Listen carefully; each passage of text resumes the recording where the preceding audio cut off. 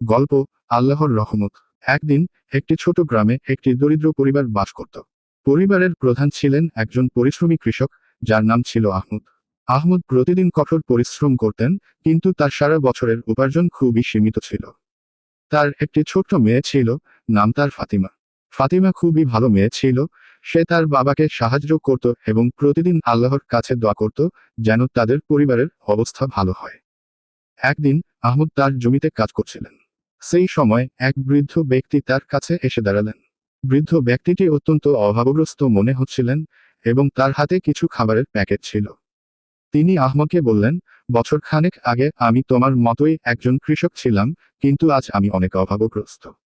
আল্লাহর কাছে আমার দোয়া ছিল, আমি তোমাকে সাহায্য করতে এসেছি। আমি তোমার কিছু খাবার দিতে চাই।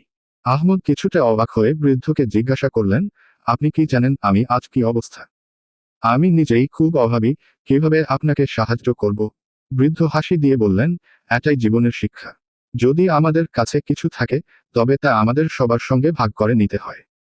আল্লাহ আমাদের পরীক্ষায় ফেলেন, কিন্তু যখনই আমরা অন্যদের সাহায্য করি, আল্লাহ আমাদের সাহায্য করেন। আহমদ ভাবলেন, আল্লাহর পথ অনুসরণ করাই সঠিক।